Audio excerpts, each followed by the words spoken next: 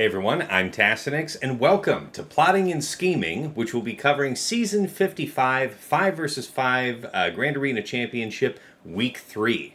I am joined by my regular co-hosts, Dagger, TJ, and Sasha Isha.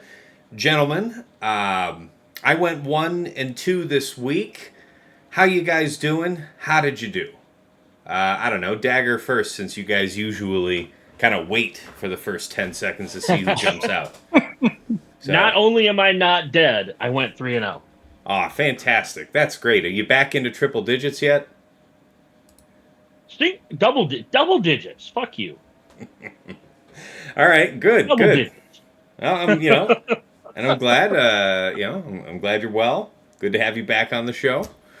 Oh, thanks. Yeah. Yeah. TJ, how about you? How you doing? How'd you do? It's good, man. I'll do a 2-1, so it'll be a 6-3 season. The good thing I didn't do is for my one loss, it really was played to the RNG game, and that's how it goes for us. So I'll take the okay with it.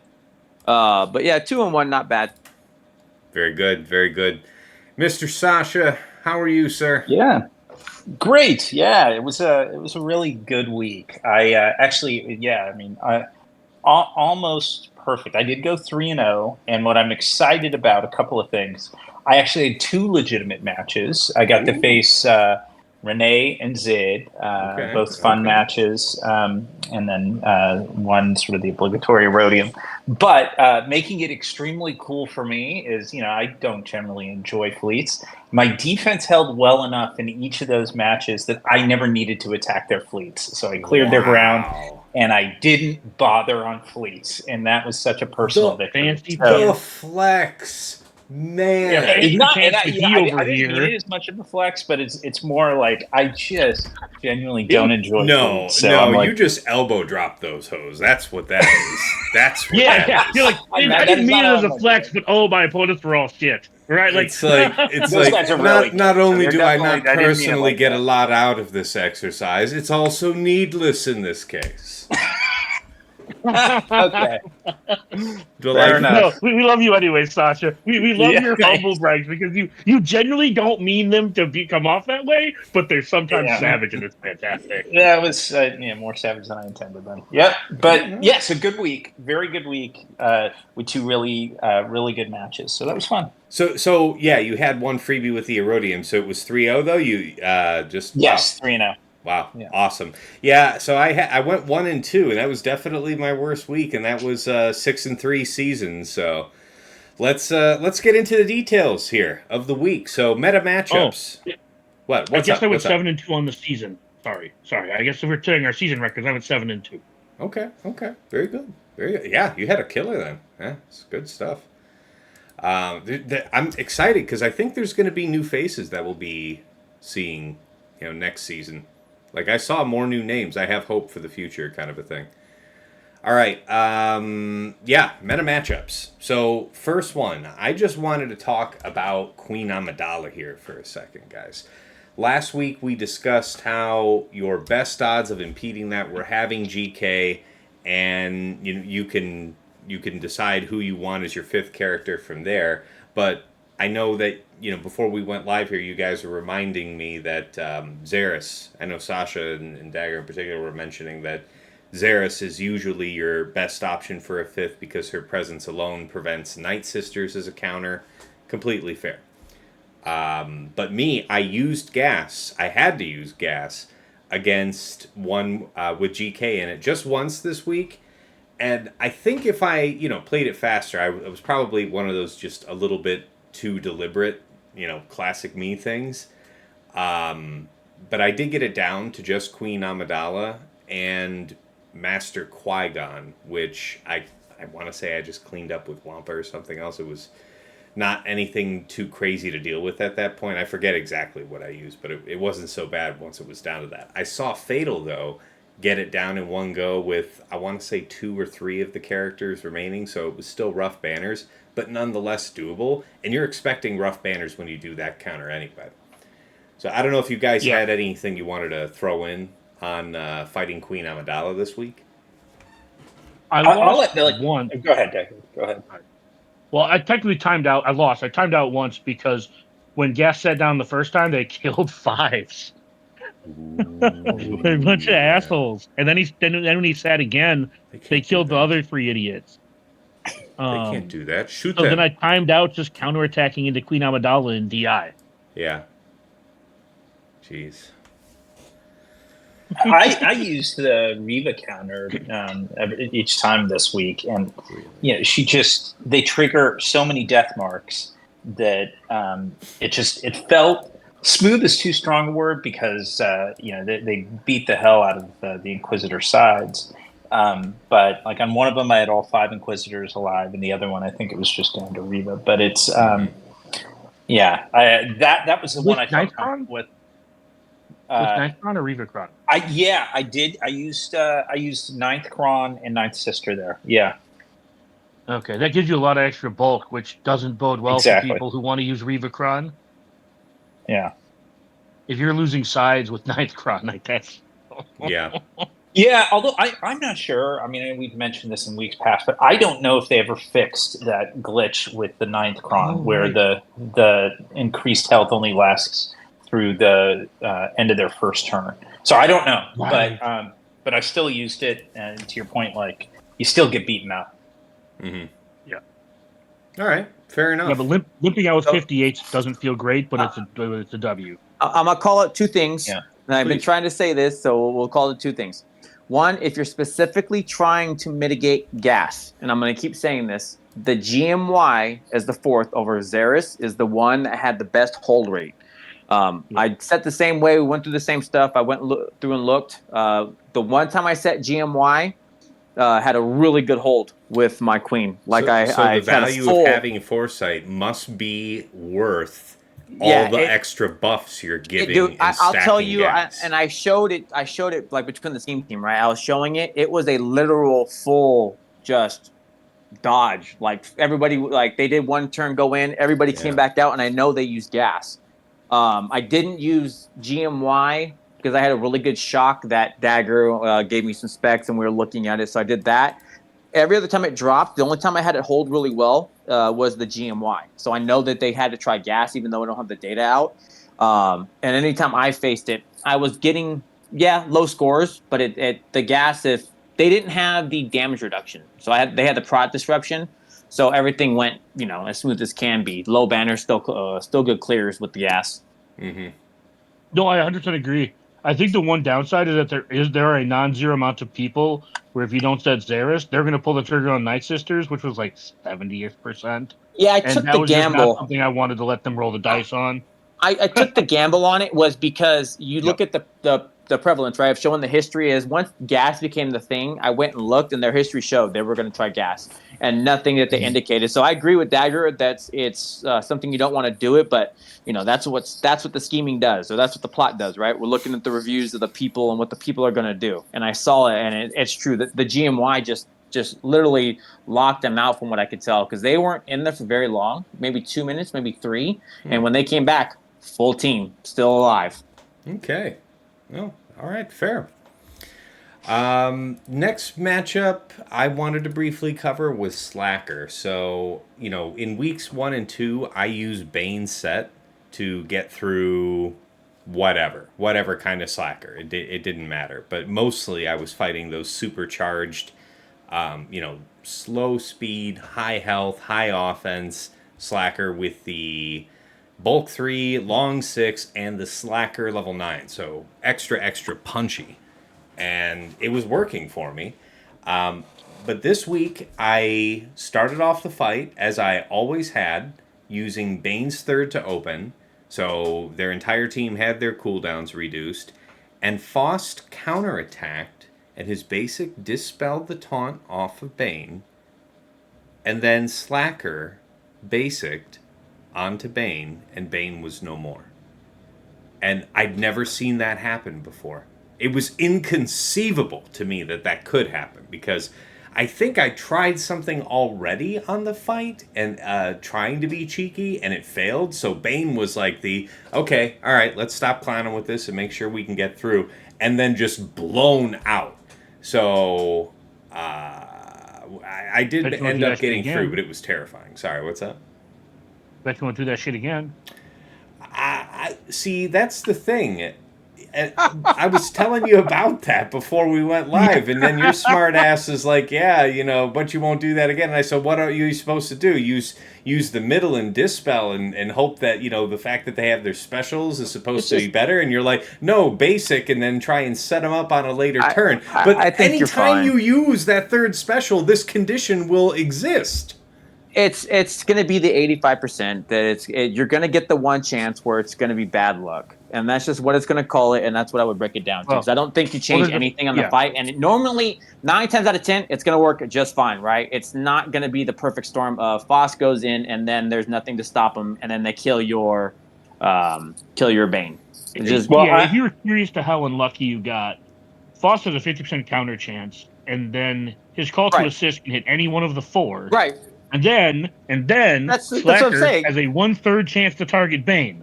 So you're looking at a small percentage of that stuff anyway. So I'm mostly just kind of giving you. It's absolutely giving shit. If you told me that an unexpected and cursed outcome uniquely affected me, yeah, okay, fine, wouldn't be the first 12, time. I think it's close to close to napkin mathing it, eyeballing it, it's like 12% ish.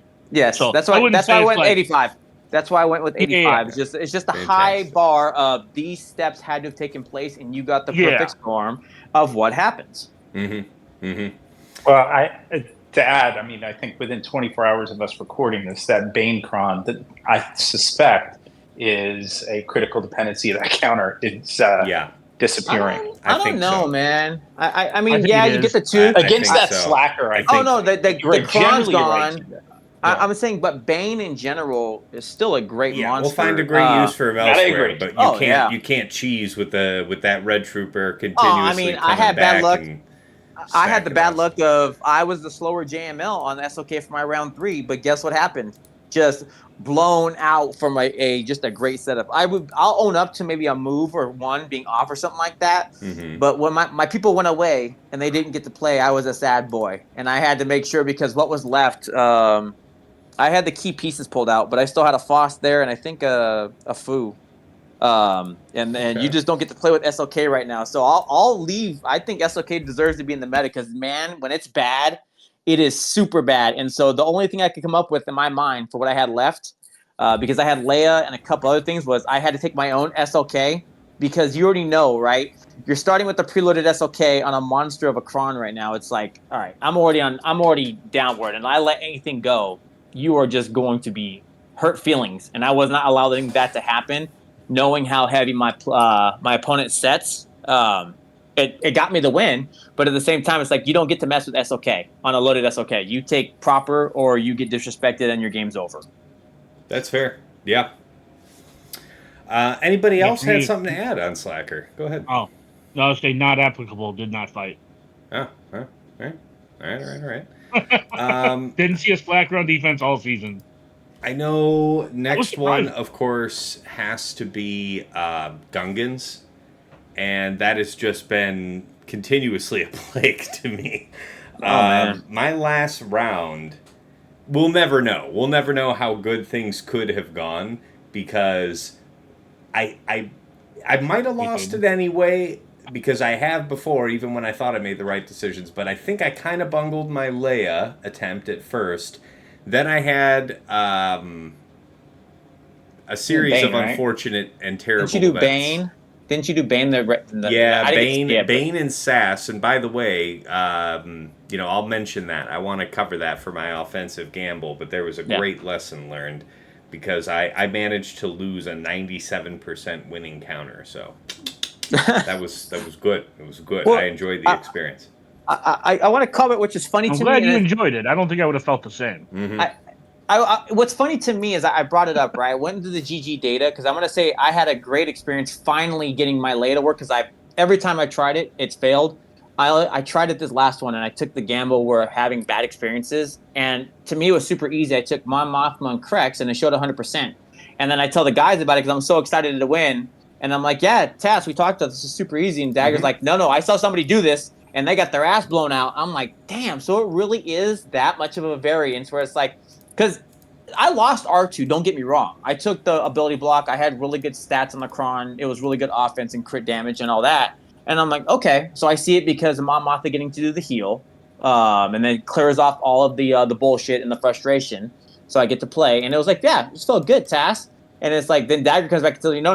I watched somebody get just absolutely decimated in 45 seconds. Like, well, son of a bitch, you called it 100% counter. And it's like, well, shit. Well, then, as I was, Tass, I'll undo this felt really good. Because you never know.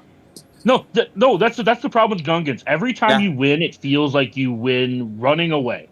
I'm not kidding. Every time I win, like, unless it's SOKR, right? Because then you have to just wait for the stupid shield to set up and you can kill it. But when you win with something that's like Leia, you're just like, oh man, I've been in control of this fight the whole time. Like Boss Nass and Jar Jar been ability blocked the whole fight. I had bad luck. I lost R2, but it's like you're telling me, you're like, that's why I laugh at it. Like, that's what I'm saying. Like, every time that's what I'm saying. Every time I've won with Leia, it's like, how do people lose this? And then the next time it's like, oh no, minute in, it's Leia versus 5 Gungans. I'm like, oh no. I've told Tass. I've had horror stories of I'm never trying Leia again. And then literally I had the SLK I had to clean up. And I had to make a life choice of Gungans are up top. I know if the guy clears the bottom, which he didn't, and we'll get to it. I have to choose SLK or Leia for Jar Jar, well, like Gungans with the Jar Jar crown with the good stats. And I had to take the horrible disposition of how do I do this? Like, all right, I'm doing Leia again, damn it. I know I lost so many times with Leia against Gungans. So I was literally told Tass, I won't do it. I'll just do SLK. I'll take the low banners, but I clear because I could not clear Gungans almost all season. This one, finally, I got what I would call good RNG with the Mon Mothma Crex, as it's at 100%. And even then, I still lost R2, never got him back. I still was getting hurt, but finally got the damn shield down and then played round 2 of the Pac-Man game and started all over. But after that, he put Deathmark, so I got to get Jar Jar out. And then it was from there, I was like, yeah, Tass, this felt okay. Bad luck. I still lost. I got a 62. I lost a character, but man, I got a one-shot. So in my world, I won. And that's the they're terrifying right now. With I think each of those crons, whether it's Jar Jar or Boss Nass, in their own way, and it does sort of, I think it can reshape the battle a bit. But I exactly as you guys described. So I used Leia in both of my matches against Gungans.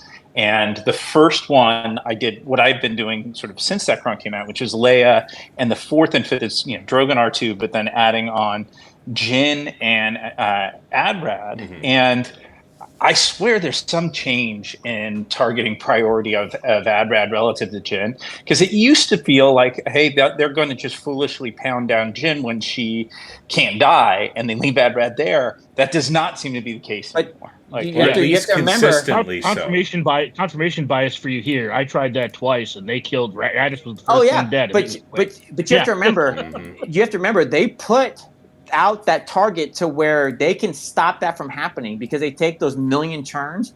You have that chance that they're going to put the target on Adrad. So even if the AI is doing the AI priority. Yeah, even if it doesn't want to, it still goes. That's what I'm saying. They'll force it that way because I've watched so many times in horror as they put the target on my Adrad. And that's what I'm saying. It's like it never works for me. Adrad and Jin, I got tired of doing it because of it never worked. Every time it was the worst experience. And then I would watch Xerath or somebody else and then you know what? Fuck you guys. I'm so tired of seeing your good luck bullshit. And then this happens to me and it's like, no. And then when Tass did it the first time, like the round 1, and he had the worst experience ever and watched it, that's like, yeah, that was my experience, Tass. And then I watched Xerath, and Xerath's like, well, this is so easy. What are you talking about? Like, you know what, Xerath, you can fuck off, sir. That is not what happened to me. So I looked at I didn't want to use Crex because, as we'll talk about later, I had a counter I really needed Crex for.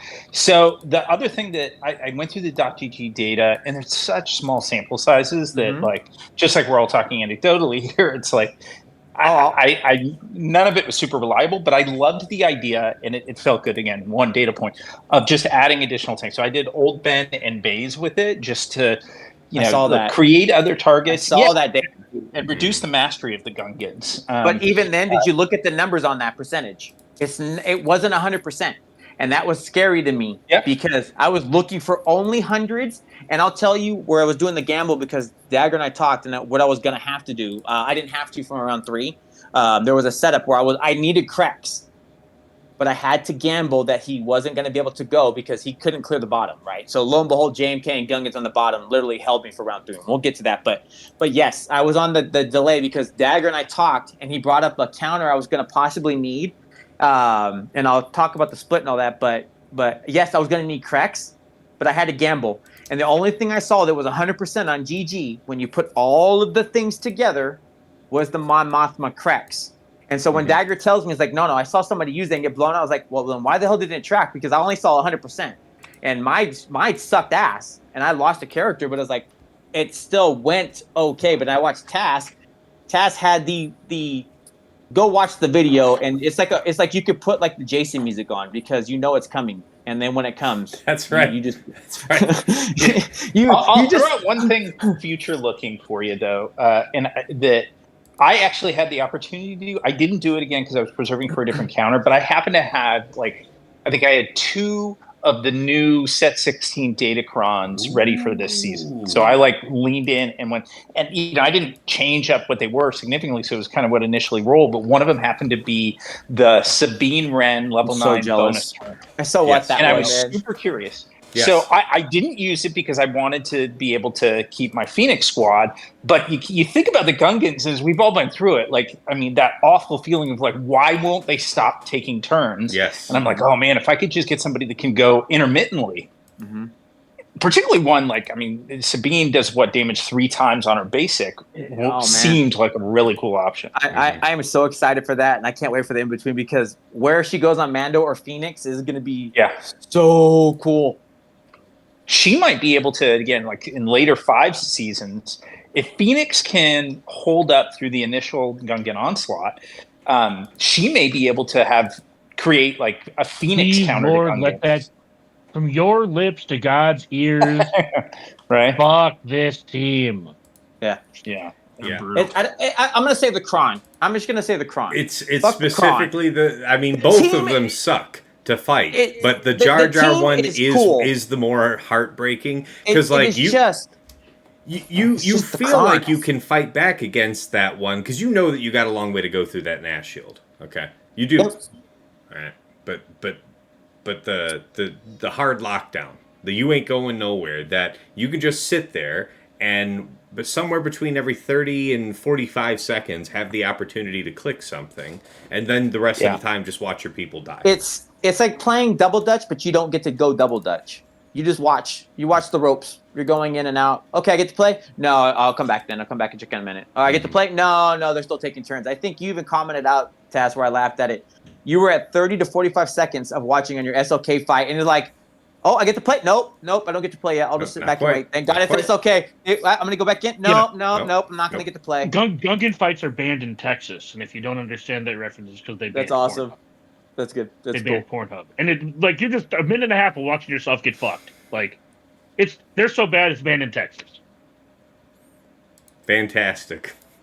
Yeah. All right, last meta matchup, JMK, man. So with the rest of these teams often being on defense, JMK usually being the pocket GL in the back certainly damned me for one of my losses this week. I've seen people attempt. I refuse to play that game. I've seen people attempt to do the bounty hunter, piece it apart. Yeah. Sorry, what there? What are you trying to say? Oh no, I'm just cackling at the bounty hunter thing. Yeah. I've seen others try and do that, man, and I've seen them do it fresh, and I've seen them do it where they pulled the cooldowns, right? And it was all going to be okay, and that shit was not even remotely okay. It's so funny you mentioned it. Dude, JMK was the bane of my week. Literally, my round 1 fails out. So it's what? No, man, this the bane. Oh, well, the Bane, that was the week 3, and I used it this week. But no, it's like, no, the Bane JMK. was the Bane the week before. Oh, yeah, man, that Travis, well, I said it, and that shit got me my wins for 2 and 3. Well, they never saw 3, but, the JMK round 1, I had to take SLK, and I got what you would call the perfect setup of, you want to bring SLK, because it was the JKA setup. Mm-hmm. I got the other side of the bad luck on that. 45 seconds in, my SLK was just poopsied. And that's with the special forces because it's just the bad luck. And then that load on that team because it went so quick, Yeah, I was super screwed. So that was a 4-shot on my round 1. Luckily, my round 3, my guy did not set JKA. He set GK. I saw people doing the C Night Sisters, and even then, because I knew I was going to get a win, and we'll go into it, I still 2-shot it. I still bounty hunted the cat to get her the hell out of there, and then took C Night Sisters, and even then ended up with just like a C and I want to say zombie or something like that because I was not screwing around. 4-man team is still a monster of a team just because cat's not there. So I still took the full 5 after killing cat because I was not playing with that BS. So it worked out. If there's no JKA or your mace, right? So your team that you did, bounty hunters into that, yeah, it's a good 2-shot. It's fine. But you're still playing with fire in that you can still get blown out depending on what's happening. And thank God for the Night Sisters. My Daka didn't get targeted that much. I full revived the full team at least 6 to 7 times, watching all my Night Sisters come back and thanking God that I brought this team, that I saw it in GG. Because without that, I was screwed. Because one time they targeted my C, and I'd already lost prot because it was the prot disruption. Yeah. And then started getting into yellow. And then here goes Daka, revive everybody. Thank God. And then they would start targeting everybody else, and I got my team back. Just a nightmare. Still, that must have been a lot of fun to actually go through. Oh, to clear it, yeah, because the other one had a 4-shot. My J and K versus the JK setup. That into C into 2 more meta teams, which just beat the shit out of me. Just bad luck got me, and that literally cost me my round 1. All right. Anything else you guys wanted to cover about JMK? Oh, yeah. Yeah. So there was one round where I let a friend of mine... there was one round where I didn't do my GAC because I had a streamer friend who wanted to do it because he has a smaller account. I told him to save C-Bane for the back. He didn't, and then got jammed up on JMK.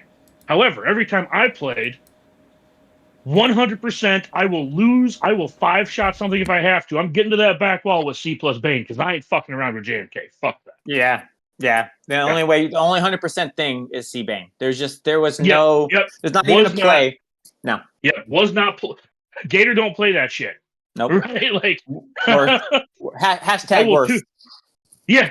I will 2, 3, 4, 5-shot something up front to not use Bane or C. I was one of those people where if you could cleverly set up something to force me to like drop a bunch up front and then clean my clock on your attack, like I was susceptible to that, right? Because no way, no how was I get to that back wall without C-Bane. Yeah. Fair. All right. Any other meta matchups that you wanted to cover, guys, before we move to the next section? Were you going to mention the pre-show thing we talked about, Sasha? Was that going to be your gamble? Yeah. We talked about it then. Fantastic. We can talk about it during the gamble then. Great. That's just what's up next. So natural enough transition. Offensive gambles, gentlemen. Sasha, it seems like you've got something to cover. Yeah, sure. And just to make sure we were talking about the same thing, Dagger, that's counter against Riva. Yes. Yeah, exactly. So that's one that I used 4 times over this past season, including twice this past week. And it was Phoenix, Lightside, set 15, Thick Kron, against a Riva with Ninth Sister level 9. Really strong Inquisitor squads. Like I think a couple of those, 2 of the 4 were like all R9 for all 5 of the Inquisitors, and the others mostly R9. But it was Phoenix with GBA, so Brood Alpha as the 5th, but worked really, I say smoothly, because it's based on those 4 data points, and with accepting the fact that the Brute, the summon, gets wiped out on the opening turn. But in each of my four matches, I was able to get, I guess most importantly, corrects. So the Phoenix squad that I'd throw out would be obviously Hera, Sabine, Krex, and Chopper, and the 5th being Geobrood Alpha. And the key is getting, there are a couple debuffs that are pretty darn key. One is to get Daze out from Krex. He has an AoE Daze, and it will inflict tenacity down on everybody, but it needs to get that daze down as well. And then you're going to need Sabine staggers to prevent these current Inquisitors that have such brutal damage with their cron.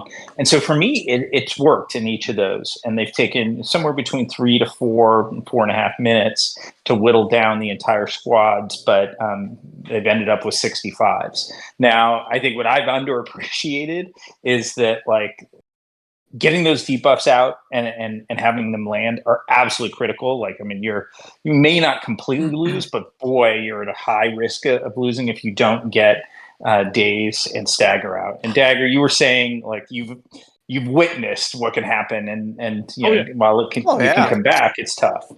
I had Riva resist the daze, and then she puts down an ability block on basic, so she just counterattacked, putting ability block on my dude, so they couldn't use specials. So I lost my train. Yeah. Oh yeah, there was plenty of ones where Zera did the same thing. I you still watch. Sorry. So yours is the perfect thing. If you don't get the debuff, I watched where, like, mine was okay when I did it. So one time I saw him, mine went okay, and I took full Phoenix, and they didn't target my Crec, so I got to play the game. But when that gets resisted, it gets bad fast, and it gets scary fast. I don't remember it's the 0 to 100 of the fail of watching some of those fights where it's like, this didn't land. Oh well, you're screwed. So, and then they just disable your team. But the only reason that Phoenix became something that I even looked into was because Malgus is inconsistent because of that Ninth Sister Cron, and you can't dunk out GI off rip because it's like 200% max health after the bulk Cron. Ugh. Yeah. But doesn't this necessarily mean then that the tenacity down from Crex that's getting applied after the potency tenacity check for days? No. There's always a 15% resist check, no matter what, even if you have tenacity down. Yeah. Okay. Yeah, tenacity down does not go I just got through. 50%. Yeah. Yeah. Exactly. The tenacity down does not go through a potency tenacity check itself, but it has that same base 15%. The daze effect has the chance to be resisted, even if they have the tenacity down on them. So that's fair. Okay, good. Yeah, because I was struggling to find an answer to that, because as the season wore on, that was one of the teams that I personally had just, like, again, it's one of those things where I'm not using Bane here. Therefore, I need a better answer. I need a different answer. Right? That's what I said. Piggybacks on what I said earlier about the JMK thing, where it's like, nope, Bane is not an option on the front wall. Sorry. All right, very fair. Well, how about you, Dagger? Your offensive gamble of the week can be a success or a fail. There's a couple, but I'll just say that I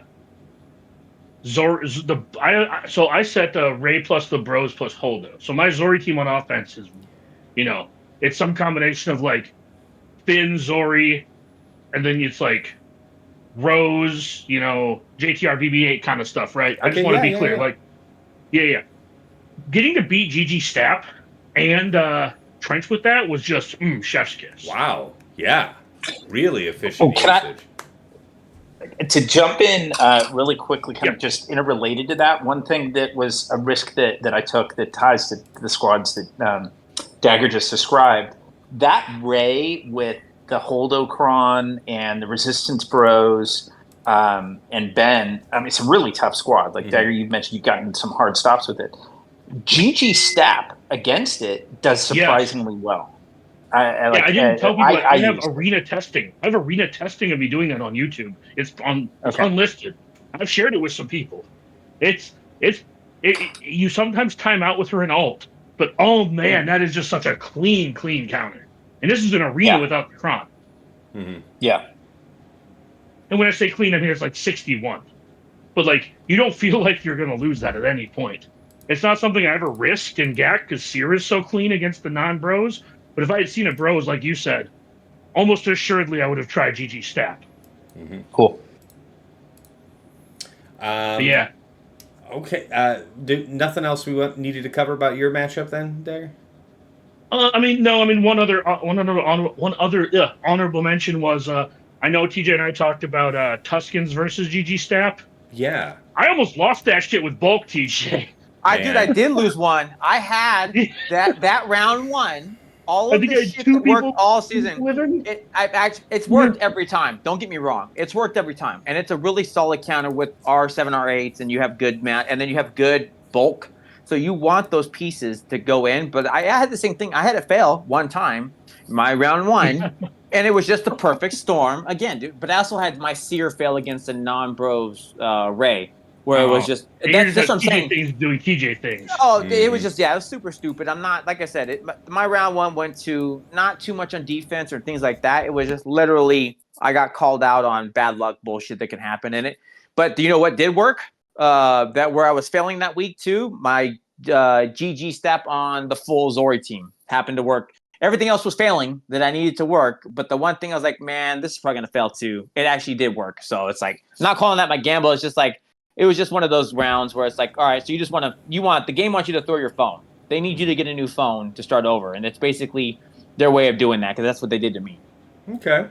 Also, Sasha, sorry, I'm sorry if I was a little dismissive about it, but I'm super pumped that you found that GG counter to Ray because I kind of stumbled across it in Arena when I was testing B1 speeds. Right? Because I was remodding my droids, my separatist droids, like about a month ago. So I was testing to see how many turns B1 would take. So I picked a Ray team because I figured that team would go into ult and I could just like chain gun turns to see like if I could mod B1 to not die to Grievous so he'd maintain the same. I used Fatal's video. I linked it to YouTube, by the way, Tass. Mm-hmm. I found one of Fatal's old videos about how to mod the team so that B1 doesn't lose stacks. And then what was to that my conclusion? surprise, What is the conclusion for how to? Because I know that video was made I back don't when you remember I also sent you the used video. nude on the team. You know. Yeah, I don't remember I sent you the video. Mm-hmm. Yeah. I don't remember the calculus. But yeah, to what you were saying though, Sasha, I was blown away when I realized, wait, I'm winning this. What? Yeah. So I'm really happy you brought that up. I didn't want to bring it up in any of our plotting and schemings because like on these I didn't want to tell people about it. And then like I think I mentioned it to TJ once that I tested it, but I don't think I told him that it worked. Yeah, I was just in passing. Yeah. But yeah, dude, Yeah, that's super fun that you got that to work. Yeah, we found the same thing. I got it late in the game, but I used it a couple of times this week. So yeah, super fun. Nice. Man, well, TJ, your gamble. How about I'm you? gonna keep to it. I'll keep Xeris, the one he did that got me on it, and I feel like I really got it, even with bad luck happening. The Star Killer on the Jabba. Once Ooh, I got yeah. that figured out, dude, that's been my literal go-to each time because just you don't have a use for Star Killer, and even with bad luck, even where they've killed my Star Killer because the offense returns and it kills you out and you die. Me getting lucky and them not targeting off their visas enough to where she gets 100% and bringing back Star Killer. It's worked all season for me. I really feel good with that setup. That's always been an awesome one. Even this one, they were really beating the shit out of my visas, but I still managed to pull it back and then still walk away killing Jabba with Star Killer. And that's on a really good setup. Nice. Very nice. For my part, let's see. I had the. Didn't I already talk about the Bane versus Slacker? Yes. Yeah. You didn't talk about the gamble on the Bane versus Gungans. The Bane versus Gungans. Well, yeah. Okay, so there's you really lost two. 97%er. Yeah, that was so Congratulations bad. on being a 3%er fast. You must feel special. Yeah. So here's the thing, guys. Bane and Sass is 97%. And I thought that, it's like, okay, I have either Sass or Set that I could bring.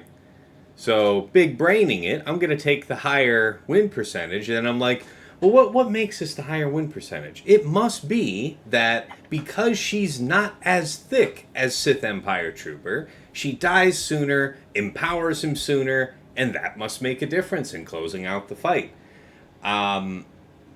And then big, stupid, dumb oaf me uses... Now, I think I could have prevented this because I think...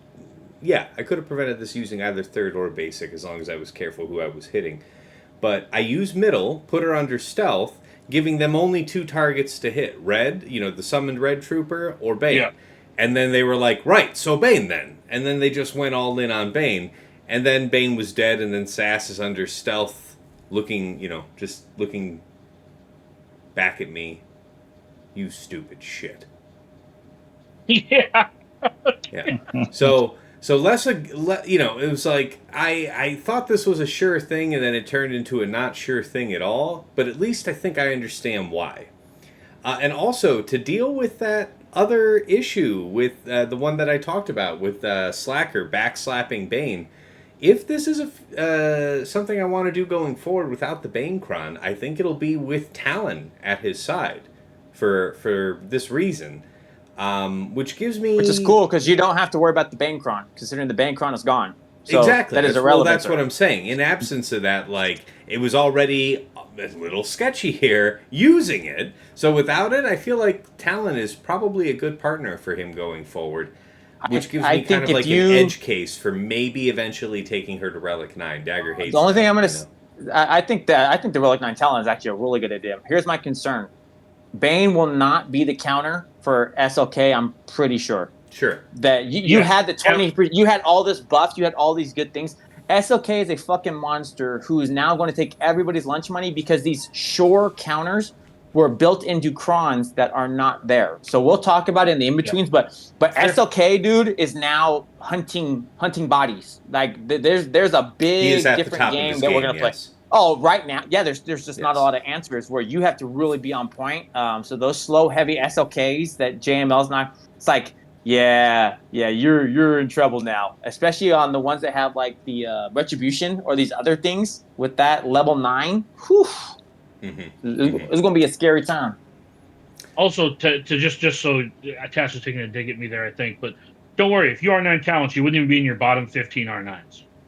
Yeah, not a dig, except you frequently are critical of my R9 choices that I'm gonna completely do. That I'm gonna completely do anyway. To be clear, she's solid. No, but this from the man who said you should R9 your GG or your stat. I mean, okay. No, I didn't say you should. I said I did.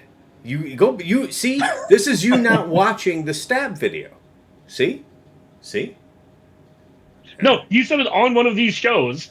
I said it on one of these shows that I did, and I liked it, and I liked it, and I said you don't. I took you straight up to task on that shit immediately. Look, all I said was I planned on doing it, and I liked it, and then when I did, I was satisfied that I did it. I didn't say it's for everybody. Oh yeah. I'm just saying, I would do Talon before I did Stap. That's fair. Well, Talon's a good one. Talon's actually a solid R9 because she's on a team that requires survivability in Treya.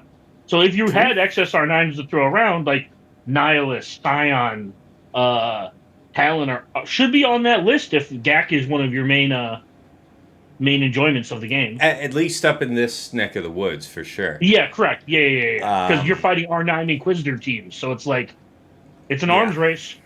Yeah, it is. I wanted to give a quick honorable mention to one more matchup, though. So the Super Ray team that you had just mentioned, Sasha, Swolo, Bros, Holdo, Kron, Potent, what is it? Potency, Tenacity, level 3, Tenacity, have to take everybody under 100% health, level 6, Holdo, level 9, JML. And I almost did it, and I almost got away with it, too. If it weren't for the fact that I must have missed out of the corner of my eye. Somehow, Ben Solo had not yet been brought under 100% health when I went to go for the smite on Holdo. Got all the way to the smite, and it hit Ben Holdo. Ben doesn't trigger that. Huh? Ben doesn't care about that. He's not resistance.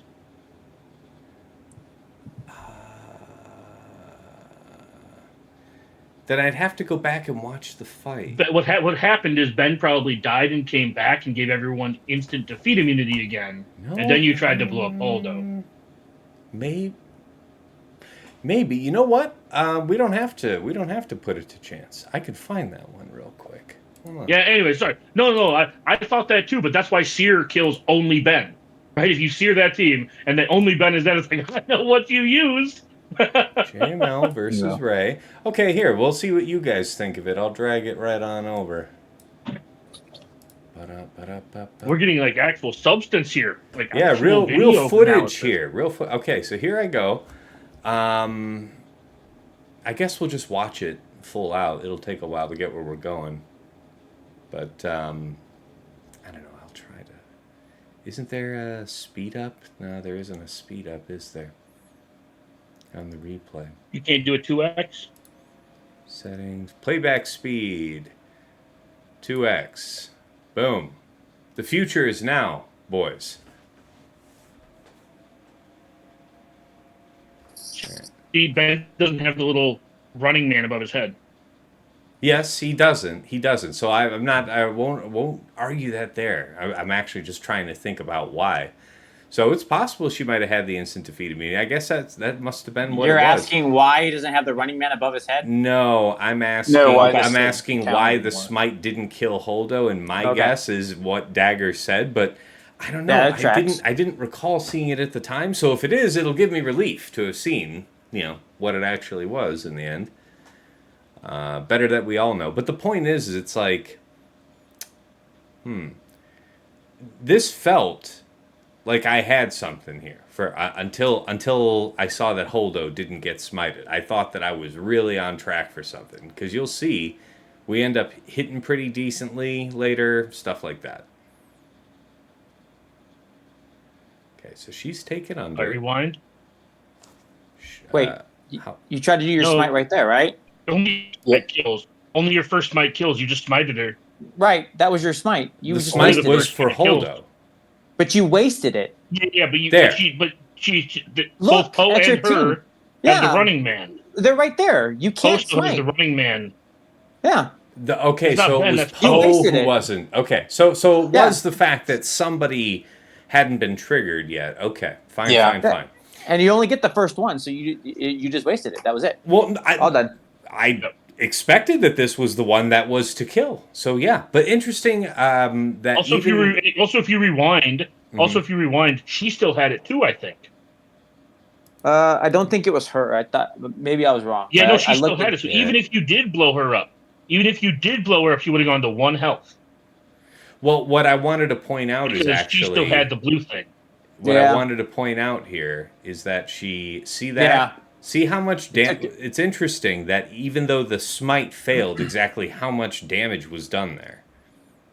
So that was mass damage. It was just it's just max damage. Whatever the whirlwind thing is. The massive whatever. I knew what you were trying to say. But that's instant defeat doesn't defeat, it becomes massive damage. Fair enough. But I wanted to mention that because that one was like, I was in the position where I needed to give it a go, and I did, and it was like, what? That one might have had legs. I think for most of us too, though, I think everybody's happy that Chrono's gone anyway. That was one of the ones where it was pretty much a play. Fatal did it. Fatal did that too on one of his last streams too. So yes, there are legs. Nice. I don't recall if he won or not, but yeah, he definitely did something akin to what you were doing. Mm-hmm. I will say, JML is really smooth against that Ray with like Bad Batch Echo, Krex. Offense stacking. With the level 6 offense stacking. JML does nicely on that. Nice. That Ray team, pardon me for saying this, but that Ray team is doo-doo. Like, it loses the Star Killer now with Bulk, it loses the Seer, loses the JML, like, just don't. It's gone now, but I'm just saying. It's gone. Yeah. It can't hurt you anymore, Dagger. No, I'm just saying, like, when people set that, it's just like, I have my choice of things to do versus this, right? Like, one of the worst things you can do is give your opponents choices, because then they get to dictate how they use their teams. One of the cool things about that Resistance Bros team is it doesn't have very many counters, so it's more in your opponent's hands what you use because they set it. Very fair. But regardless, I'm glad that Raycron is gone to a degree. I'll mention this again just because I mentioned it the last time we had Bulk, and when Bulk left, it's like, I'm not sad to see any of these fucking things go. I'm already ready for Bulk to be done. We're in month 1 or 2, whatever. I was ready for this to be done after week 1 of 5v5. Like, whenever the Bulk level 3 comes out, we've talked about it before. Datacons are something we all kind of enjoy. I don't enjoy the Bulk level 3 at all. Yeah, I mean, I noticed a trend. Like, I do look into the data on a lot of the counters that I'm thinking about on a weekly basis, and I see so many fights, 4 minutes, 30 seconds, all different kinds of fights, just taking so much longer because of it. It does make it more hectic. On the other hand, in metas where you don't have bulk, I'm really not ever worried about timing out. So having like a new threat does add something to the mix. You know, something like I that. mean, like, yeah, don't get me wrong. It's fine to have once a year, like we have. But yeah, like, it's just one of those things where I'm not sad to see it go, like the Dashcron or the cooldown level 6 for Empire or the After level 9. It's like, yeah, I'm glad it was fun while we had you. Now get the fuck out. This is like, it's not fun while we had you, so get the fuck out. Fair, very fair. Guys, For those of us who standout want to use a bunch of defenses. counters. Sorry. What, Dagger? Oh, no, this was going to lead into the standout defenses, but yeah, sorry. Well, fine. You know what? If you're in a leading mood, why don't you lead us off? Your best defense of the week. Let's hear about it.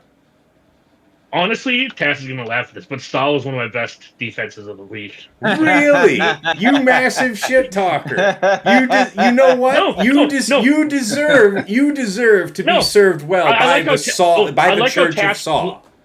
No, I like how Tass flipped his script from like 3 days ago when he told me that Saul is shit on defense and I shouldn't have said it. No. I did agree that I didn't want to because people had been clearing it with Sidious. But historically, I'm a believer, and historically, you're shitting on Saw. So, ha! No. Specifically, the only reason it was successful is because of that tenacity up thing. And people kept trying to Sidious the tenacity up. I told you. That's why. Dumb. That's why I told you. I've beaten the ones with tenacity up with Sidious. Nothing was really stopping it, and that's why eventually I pulled it off. But like, I'm glad that it worked for you. The point I'm trying to make is it goes back to my opponents lost to the one team on defense that did not have a Boltcron that wasn't Ray. It's like Ray and Saw are the only teams without Boltcrons on defense, and they lost. Those were the two teams that held the most. It's just because you're not thinking about it. Most people take the tendency of, it's just this is City kills this, and you just walk in not looking at the details of the fight, and that's what gets you. It's the whole reason I did it week 1. And I told Tass, it's like, what are you doing? I put the biggest mitigator of like, I gave you food, I showed you the food, and just knowing that they're gonna come in. And it's like, oh yeah, it's it. Let me just take this with the Kron and go get my 69. And it's like, I'm not getting my 69. Why am I not getting my 69? Also, it's like, oh. Also, when talking about defense, I will say the best defense I had all month was the fact that no one scouted, because I set my defense week 1, round 1, and I changed it week 1, round 2, and that was the last time I changed my defense. Yeah, that's the dream. That is the dream when there's just nothing you get to tell where it's at. Yeah, shameful. And to be fair, I think only 2 people cleared me all season. So like, if you were gonna scout me, you wouldn't get a ton of information on my back wall. But still, like, it was very clear that people didn't scout when I was fighting them because they didn't change their stuff at all. Because pretty much all I do at this point, or this month, is I pulled their Omega bot to see what they set where to make sure that I had like C-Bane for the back or whatever. And people didn't change their shit all month. I didn't change my stuff. It was just a lot of fun for me just to like, this felt like pre-change or, pre-Crystals being in GAC, where everybody just, here's all my best teams, beat them if you can, you win, if you can't, I lose. And this season felt very smooth because of that. Because, as we keep talking about, the 3 meta teams are all this orange set. Yeah. It is horse. Yeah. Okay. But yeah, that's all I got. Well, how about you, TJ? Your favorite defense? I got to give you the 2 sets. All right. The Bane lead team. Oh, yeah. Did so good this week. And my round 3, I had it set. My guy never cleared my bottom wall, so I don't get to talk about it there. But it would have actually destroyed it. He set such a heavy defense. He did the one thing you don't do, right? He did not save enough by any means. So he never cleared my Gungans or my JMK with JKA. Just not even close. Like, fully loaded my JMK. Gungans was like 3-shot in. Everybody came back with full health and protections. But the team that was doing the most work was that Bane team that Trav set on me. It took round 1. I would have won, right? The only thing that who was it? Green or whatever, isn't it? Greenleaf. The only couple of teams that actually held was my Leia when I put it on round 1, and then that Bane set team. He got through the Bane, and then so it's an easy cleanup, right? An easy 2-shot. The next round, dude, 5-shot on my Bane team. And eventually just had to give up. There was just, you didn't have enough, so Bane was a monster. So it was absolutely exactly what Trav did to me. I deplete you in the front, and that Bane team in the back, dude. It is like holy hell. If you don't have your own Bane or SLK or something else, you just don't get to kill it. And he'll just sit there and mock you menacingly because Talon's there to make sure that you bring him to one life. All right, now he's back. And as long as he is there and he takes a turn, people are sad. Very good. Very good. Sasha, how about you? Your standout defense of the week. Yeah, I had a few that held pretty well. I actually would say SLK on D with a sped up Phasma was my highlight. Like I think so. It hard stopped one opponent and took a bunch of banners off another. But it was basically set up with to make a JML counter very difficult. I think I moved Hux up to like mid 330s in speed for the week or something, and I had Phasma one speed below Hux. The rest of the squad was Faust and Red, so it wasn't two tanks, but it did have Red going, and it allowed. I heard from one of my opponents that it took out what had been a reliable JML counter, so that was a standout for me. Because these are tough battles. I said tough Ds, my opponent said tough Ds, and if you get a hard fail on a GL that you really, were kind of assuming you would have a solid counter for, everything, the ripple effect ends up being really big, and I think that's what happened in one of my matches. Sure. So, difference maker. For sure. For my own. How about you, Tess? Yeah, I mean, for my own part, I had, some of the usual suspects. I had a NAS hold. We don't have GG updated, so I'm not really sure what from there. But aside from that, the one that jumped out at me is my Inquisitors. I'm not really sure what about them is able to hold up to some of these people's Phoenix teams. It's probably getting this bad RNG you're talking about where the wrong people resist, and if that happens, they're able to fly off on you. I can see that. But it's something where we've heard about how many people just doing it, and I've been seeing it against opponents I've been fighting, like 65, 65, 64, 65. Very reliable. So I was surprised that it got a couple of holds this week. Like a couple of people had to 3-shot it. And that's about it, I'd say. All right, guys, it's time to wrap things up. This is the end of season 55, 5 versus 5. And also the end of set 14. Hats off. We wish you well, set 14. Fun bonuses. You were a good set. You weren't overpowered. You were all right. So no hate, only love. See your bonuses somewhere, around the bend. But yeah, as far as lessons learned and final thoughts, how about you, Dagger? What you got? As much as I am happy to be done, at least for a bit, with the TW cycle coming up as a caveat, fighting Gungans. as happy as I am to be done fighting Gungans in their full power, I think we all know how I feel about 3, so I won't go too far down that rabbit hole. But man, well, I'm ready for both to be gone.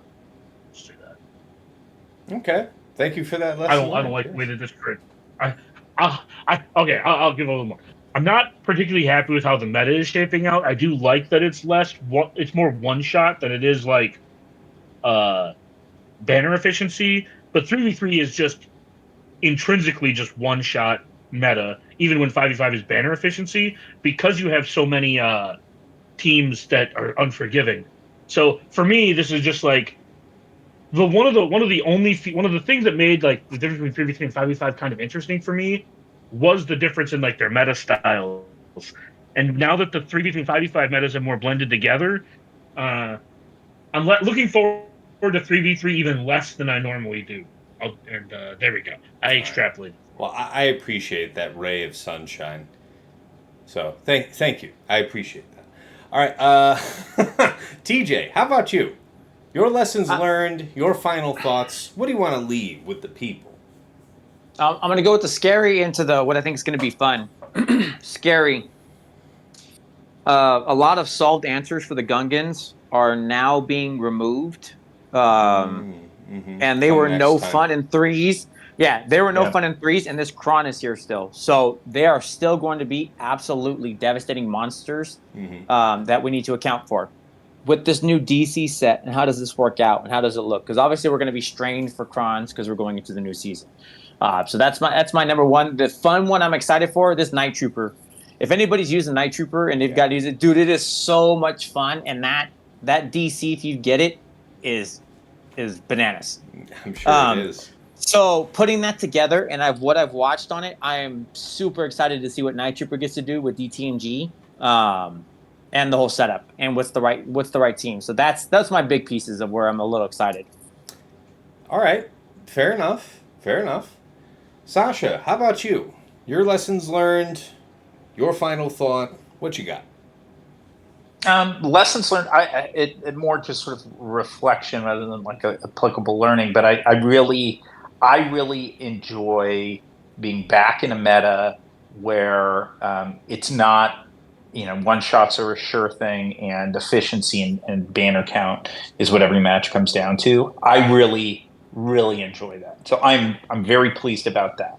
And then as I look forward, something else that makes me really like kind of excited for 3v3, and like unlike Dagger, I really enjoy 3v3. I just find it's it becomes a little less rote, like it's a little more randomness, more room for creativity. I mean, there's some goofy stuff as well, but I am excited with this Datacron set 16, which my impression is, instead of a set that has like several Titan options in there, where it's like 2 or 3 things that are just meta defining, that I wouldn't be surprised if there are like 24 impactful combinations of stuff out there that like I find really exciting. And threes is the best format to start to introduce those, have them tested, because you have 15 squads instead of 11. And I'm really excited about all the options. And this is absolutely a Kraken comment, but I will say, like, I think 30 Datacron limit's going to piss me off. Like, I'm gonna, but certainly like by like the third whatever conquest where we're on the same set, or second conquest, I'm gonna go, what the hell, man? Like, no, I don't want to get rid of that, but I definitely want this thing that I just realized existed, or just thought about, but I now have to trade off something else. So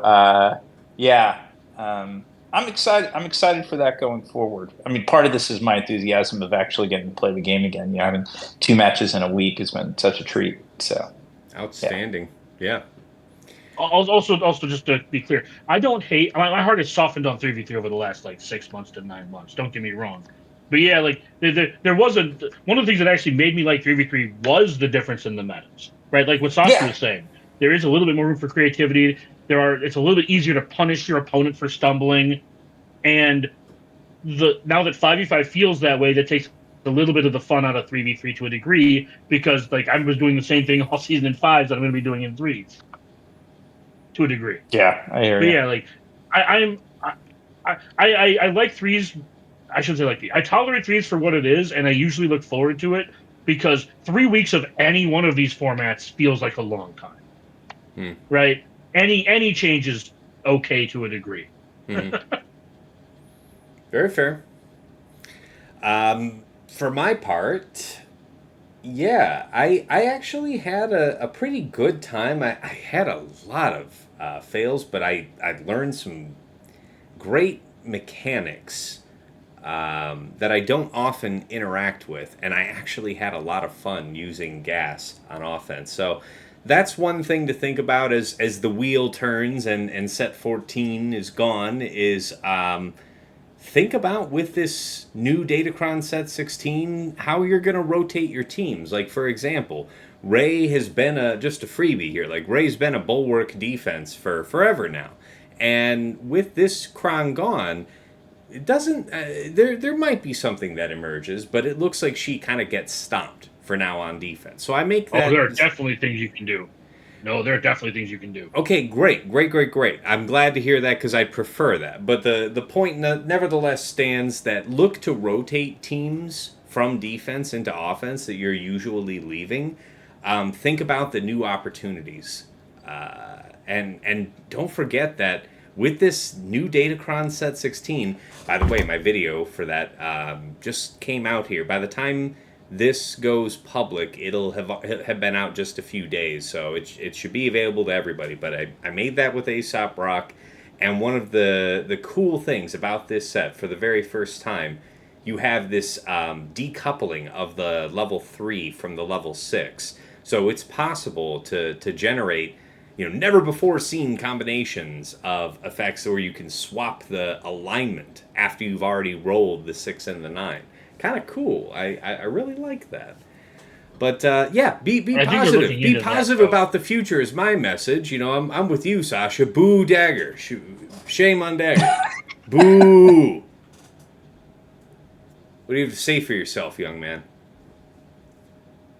I don't come on here and say fuck 3v3 anymore. So I mean, like, it's improving. That's true. It's true. You found it by other words, but you did not say that explicitly. Credit given where credit's due. No.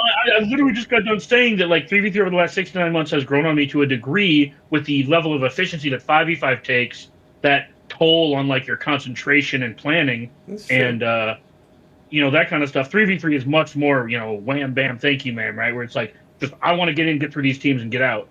Yeah. Yeah, like.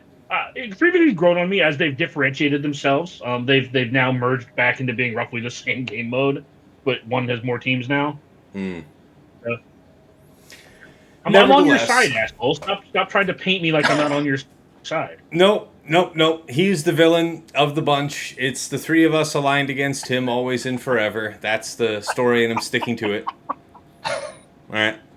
That's that's about a wrap, guys. Yeah, I'm positive about the future. It'll take some adaptation losing set 14, but it won't be too bad. It's not as seismic a departure as other sets. This week one for Datacron is going to be so much worse than previous sets because good luck having what you want if you're not willing to spend a bunch of dollars. Oh yeah, that is the downside, and we do discuss that in the Datacron videos. That you have all these new combinations, and CG's like, here you can have like all of this new stuff to Theorycraft that you never could before. Also, gosh golly, it just looks like the probabilities of you getting exactly the right 369, never mind the stats, is much less probable now than ever before. Huh. I guess you'll have to, figure out some type of solution to that problem. We sell it. Yeah. Yeah. If you want, if you feel like it. So yeah, a very fair point, a fair criticism. All right, guys, I think that's about a wrap here. This has been a good one, a very fun season. For all of you folks that want to see me live, you can tune in to twitch.tv/Tassinix. Of course, if you're watching this on YouTube, you already know about my channel, Tassinix Gaming. The Plotting and Scheming podcast lives there. It gets broadcast out on Spotify and on Google Podcasts. But on my YouTube channel, there's some other, Swugger-related content you might be interested in. We have the Datacron set videos that I just mentioned here a few minutes ago. The ones that are live right now are 15 and 16. I make those with Aesop Rock, one of the best players in the game. Really enjoy those, so check those out. And of course, I upload my GAC VODs there with chapters added for easy browsing. But really, the latest thing that folks have been very supportive of is the Mod Guide series. So I'm just taking on individual characters within their teams, doing one whole team at a time. And just trying to give you a good pointer on understanding of the character, their kit, how they fit in their team, and how that all applies to the modding. You guys have been really supportive, so thank you so much. I'm going to keep those on chugging. And of course, if you like what we're doing here over at Tassinix Gaming and you want to support the stream, honorable mention out to you guys asking about some non-Patreon solution to donate to the stream. So I did create a Cash App. It's a $ Tassinix, so that's there if you want it.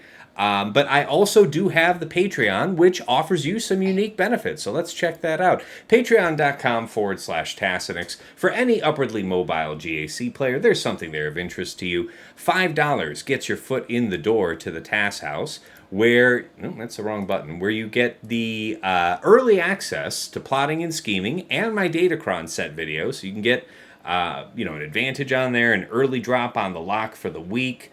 And oftentimes, the key information for that first round.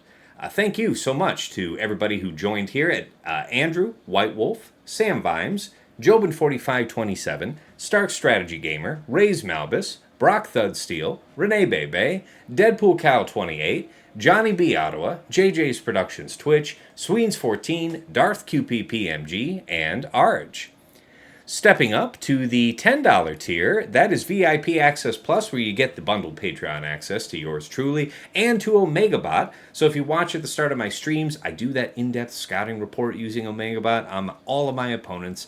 No other tool gives you such a powerful at-a-glance view of an opponent's offensive and defensive tendencies. Really love that tool. Thank you to Stryker and Dash Sotnikam for taking that offer. And at VIP Access Premium, that is the Double Bot bundle. So Patreon for myself, OmegaBot, and for Hot Utils, which is the premier tool for, mass loadout management, managing all your mods all at once, swapping loadouts so that you can go from GAC to TW to Raid, all with a couple of clicks. And there's more features besides. But thank you so much to Quig, Ibanek, Sir Boss, Trevor Boy Gaming, Funky, and Focus, who I still need to add to the slide, but I didn't forget about you.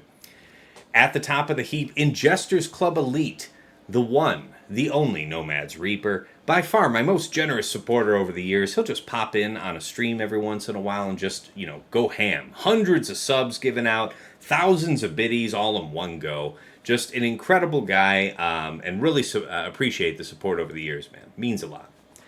Of course, our special thanks first to Yoda Force. One of my early supporters bought me the mic that I'm speaking to you on right now. He has long since quit the game, but we remember him fondly from the other side. To Mrs. T, my wife, thank you so much here for, keeping our daughter busy and occupied during the recordings, the various recordings, so that I actually have the opportunity to be halfway decent at this phone game. Thank you. And last, but never least, my co-hosts here on Plotting and Scheming, Dagger, TJ, and Sasha Isha. It is herding cats making all of us align sometimes, but we still get it done on a weekly basis. I love our show. I think it keeps getting better with time, and I wouldn't change a thing. Thank you guys so much. All right. I would change. And we come back over to the main scene to say, this was a great season. I had a lot of fun, and looking forward to threes. I typically do enjoy threes, and it's always a little hectic that first week, making sure you have enough new Datacrons of the new set, and hopefully a couple of the quote-unquote right ones, but lots to look forward to. So many combinations yet to be explored here, and until next time. It's been real. It's been awesome. It's been real awesome. Take care.